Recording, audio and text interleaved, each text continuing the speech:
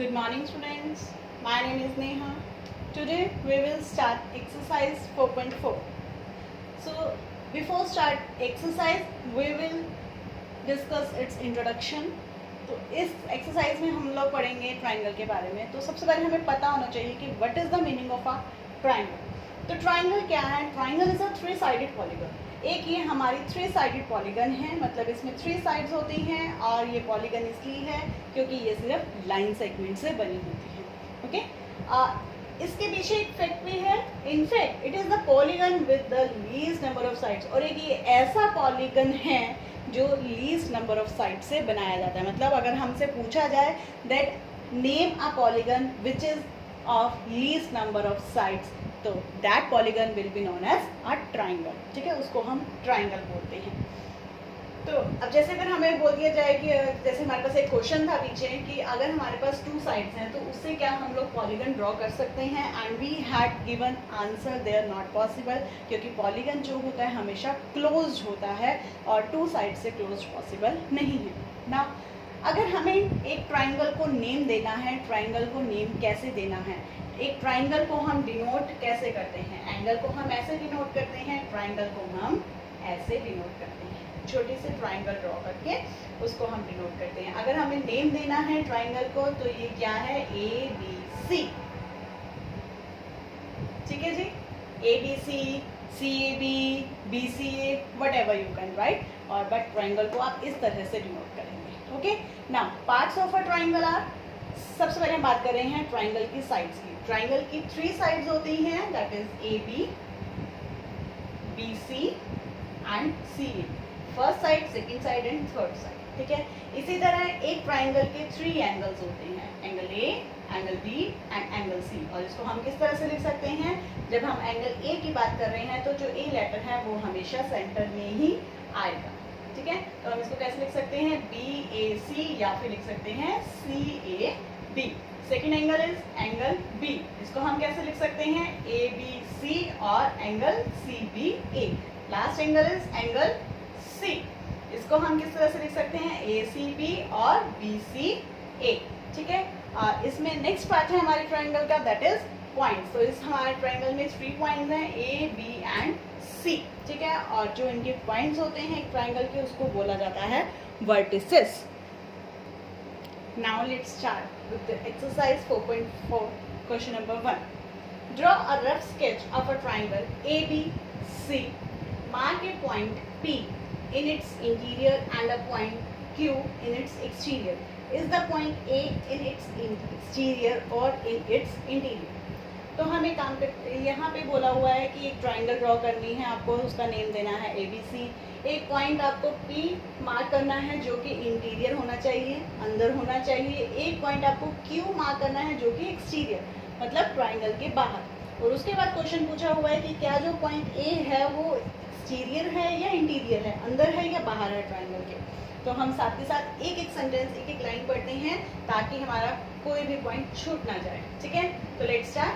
Draw a rough sketch of a triangle ABC. सबसे पहले हमें क्या करना है? हमें एक ट्राइंगल ड्रॉ करनी है लाइक दिस, और उसको नेम देना है हमने ABC. ओके, नेक्स्ट बोल रहा है मार्क ए पॉइंट P. एक पॉइंट P मार्क करना है in its interior. Interior, interior means अंदर, मतलब इस ट्राइंगल के अंदर आप कहीं पे भी एक पॉइंट P मार्क कर सकते हैं. ओके, नेक्स्ट है a point Q in its exterior. Exterior मतलब इस ट्राइंगल के कहीं पे भी बाहर, चाहे इधर इधर इधर, कहीं पे भी एक पॉइंट आप Q मार्क कर सकते हैं. ठीक है, मार्क करना है. नेक्स्ट है इज द पॉइंट A. ठीक है, this is your point A. Is it's exterior और इन इट्स इंटीरियर. अब वो पूछ रहे हैं कि जो ये पॉइंट A है वो ट्राइंगल के अंदर है या बाहर है. तो आपको ये नजर आ रहा है ना, तो ये अंदर है ना ही ये बाहर है. ये कहाँ पे है? ये ट्राइंगल के ऊपर है. तो हम लिखेंगे point A lies on a triangle ABC. और क्योंकि क्वेश्चन उन्होंने इस वे में पूछा तो हम लिखेंगे point A neither in its exterior nor in its interior. ठीक है, ना तो ये अंदर है ना ही ये बाहर है. Okay, now question number 2. हमारे पास एक फिगर गिवन है. This figure is given to you and these 4 questions are based on this figure. Okay, तो सबसे पहले हमारे पास है आइडेंटिफाई 3 ट्राइंगल्स. इसमें से हमें क्या करना है, 3 ट्राइंगल्स को आइडेंटिफाई करना है और उनके नेम्स मेंशन करने हैं. तो सबसे पहले हम क्या देख रहे हैं कि एक ये बड़ी सी ट्राइंगल है, दैट इज ट्राइंगल ABC.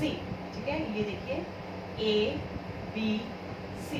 जब ये लाइन ये D आई तो उसने क्या किया, एक बड़ी ट्राइंगल को 2 ट्राइंगल में डिवाइड कर दिया. एक ये वाली ट्राइंगल और एक ये वाली ट्राइंगल, एक this triangle and this triangle. तो इस ट्राइंगल का नाम है ट्राइंगल ABD. तो दूसरी ट्राइंगल क्या आ गई हमारे पास, triangle ABD. And third triangle this triangle that is ADC. Okay, now write the names of 7 angles. अब हमें क्या करना है, 7 एंगल्स के नेम्स लिखने हैं. तो इसमें मैं साथ के साथ लिखती जाऊंगी, साथ के साथ मार्क करती जाऊंगी ताकि कोई भी एंगल रह ना जाए. आप ऐसे मत करना कि पहले मार्क कर दो और फिर लिखो, फिर मुश्किल हो जाएगी. कहीं ना कोई छूट जाता है, फिर अगर कोई छूट जाता है तो हमें समझ नहीं आती कि कौन से वाला रह गया. इसीलिए साथ के साथ मार्क करेंगे, साथ के साथ हम लोग लिखते जाएंगे. तो सबसे पहले I am taking this angle. इस एंगल का क्या नाम बनेगा, ABD, या हम इसको लिख सकते हैं एंगल ABC. दोनों का मतलब सेम है क्योंकि ये एंगल B को ही रिप्रेजेंट कर रहा है. तो एंगल का साइन है ये ABC. Next angle I am taking this angle. इस एंगल का क्या नाम होगा, BDA या फिर ADB. Angle BDA. Next angle I am taking this, that is ADC. That is ADC. Next this angle, ठीक है, BCA. Okay, now this angle, इस एंगल का क्या नाम होगा, CAD. Angle CAD. उसके बाद this angle DAB. Angle DAB. अब ये हमारे पास कितने एंगल हुए, 1 2 3 4 5 एंड 6. और उन्होंने तो हमसे पूछे हैं 7 एंगल. 7th एंगल कौन सा होगा, ध्यान से देखिए बेटा. एक छोटी सी ट्राइंगल मैं यहाँ बना रही हूँ, एंगल ABC. तो देखिए angle B, angle C and angle A. अगर हम ये बड़ी वाली ट्राइंगल के बारे में बात करें तो उसमें से हमने ऑलरेडी एंगल B और एंगल C के बारे में तो हम बात कर चुके हैं, हमने वो लिख ली. But we have not written this angle A. हमने इस एंगल को A को 2 पार्ट्स में डिवाइड करके लिखा है, बट पूरा एंगल, ये बड़े वाला एंगल नहीं हमने लिखा. तो इस एंगल को नेम दे दीजिए आप एंगल BAC. Got it. तो अब हो गए हमारे 7 angles. Now let's move to the next. Write the names of 6 line segments. अब हमें 6 लाइंस के बारे में लिखना है. तो सबसे पहले मैं बात कर रही हूँ A पॉइंट से जितनी लाइंस बन रही हैं, that is AB. Line segment है तो हम उसको इस तरह से डिनोट करते हैं, AD. ठीक है, एंड देन AC. ठीक है, नेक्स्ट B से देखिए बेटा, BD और BC. B से ये भी बन रही है और B से, क्योंकि अगर हम बात कर रहे हैं BD अगर 6 सेंटीमीटर है तो ये 9 सेंटीमीटर है. मतलब अगर एक ये लाइन है तो एक ये भी लाइन है, और उसके अलावा कौन सी लाइन रहेगी, ये वाली DC. उन्होंने हमसे 6 लाइन सेगमेंट्स पूछी थी, क्या 6 कंप्लीट हो गई है, 1 2 3 4 5 and 6 completed. Now last part of this question, which 2 triangles, ऐसी कौन से 2 ट्राइंगल्स हैं have angle B as common, जिनमें एंगल B कॉमन है. देखिए मैं उस ट्राइंगल में ना जाके मैं अपने क्वेश्चन नंबर 1 का ए पार्ट को ले रही हूँ जिसमें हमने ट्राइंगल्स के नेम्स लिखे थे, triangle ABC, triangle ABD and triangle ADC. तो हमें यहाँ पे नजर आ रहा है कि इसमें भी B है, इसमें भी B है, बट इसमें B नहीं है. तो इसका मतलब which 2 triangles have angle B as common, that is triangle ABC and triangle ABD. So this was your exercise 4.4 जिसमें हमने triangles के बारे में स्टडी किया है. Okay student, hope so you understand. Bye, take care.